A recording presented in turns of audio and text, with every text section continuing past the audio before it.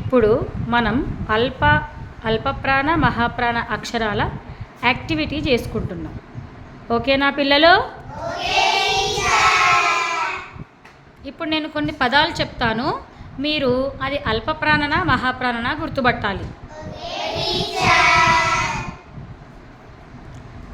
ఘటం, గంట, భవనం, బంతి, దండ, ధనం, తబల, కథ.